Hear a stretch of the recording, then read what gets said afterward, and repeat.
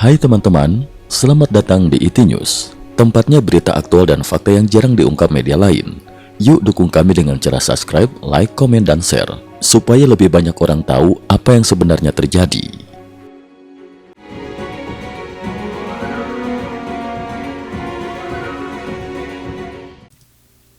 Salam pemirsa, 7 Agustus 2026.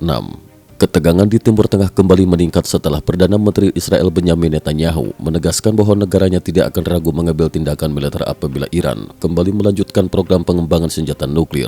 Pernyataan tersebut muncul di tengah berbagai perkembangan penting, mulai dari operasi militer Israel yang terus berlanjut di Lebanon Selatan hingga klaim Iran mengenai keberhasilan membongkar jaringan yang diduga terkait dengan Badan Intelijen Israel, Mossad.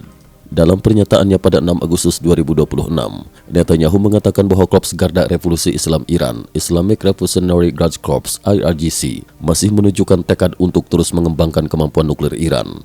Menurutnya, sikap tersebut menjadi alasan utama mengapa Israel tidak akan mengendurkan kewaspadaannya terhadap Teheran. Netanyahu menegaskan bahwa pemerintah Israel memiliki komitmen penuh untuk mencegah Iran memperoleh senjata nuklir dalam bentuk apapun. Ia menekankan bahwa Israel akan menggunakan seluruh kemampuan yang dimilikinya apabila ancaman tersebut kembali meningkat.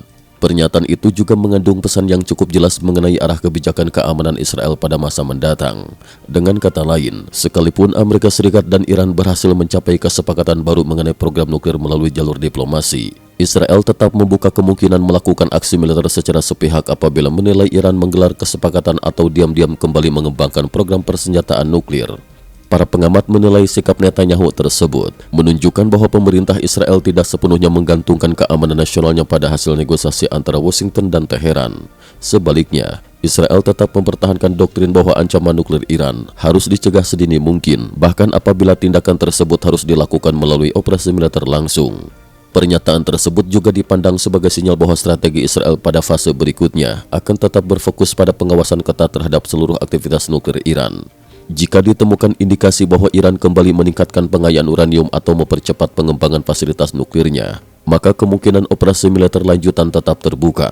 Sementara itu, situasi keamanan di perbatasan Israel-Lebanon juga masih memanas. Setelah serangan Hizbullah beberapa hari sebelumnya menewaskan 2 personel pasukan pertahanan Israel IDF, militer Israel terus meningkatkan operasi balasan di wilayah Lebanon Selatan.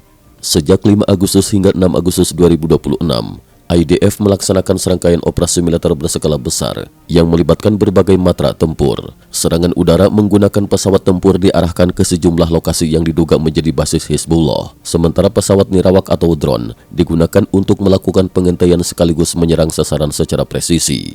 Selain serangan udara, artileri Israel juga terus menghantam sejumlah titik yang dianggap sebagai lokasi peluncuran roket dan tempat penyimpanan persenjataan Hizbullah. Di saat yang sama, pasukan darat Israel dilaporkan masih menjalankan operasi penyisiran di beberapa sektor perbatasan untuk menghancurkan infrastruktur militer kelompok tersebut. Militer Israel menyatakan bahwa operasi tersebut merupakan bagian dari respon terhadap meningkatnya ancaman keamanan yang berasal dari Lebanon Selatan. Menurut pihak Israel, keberadaan fasilitas militer Hizbullah di dekat kawasan permukaan menjadi salah satu faktor yang memperumit situasi keamanan di sepanjang perbatasan kedua negara. Di sisi lain, perkembangan penting juga terjadi di Iran. Pada 6 Agustus 2026, Badan Intelijen Iran mengumumkan bahwa mereka berhasil membongkar sebuah jaringan yang diduga memiliki hubungan dengan Mossad, Badan Intelijen Luar Negeri Israel. Menurut pernyataan resmi otoritas Iran, operasi kontraintelijen tersebut dilakukan di salah satu provinsi di kawasan tenggara negara itu. Sebanyak 21 orang tersangka dilaporkan telah ditangkap.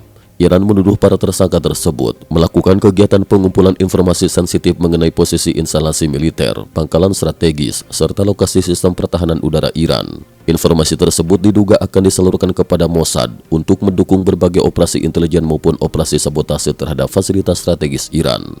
Meski demikian, hingga kini belum terdapat bukti independen yang dapat memverifikasi kebenaran klaim tersebut.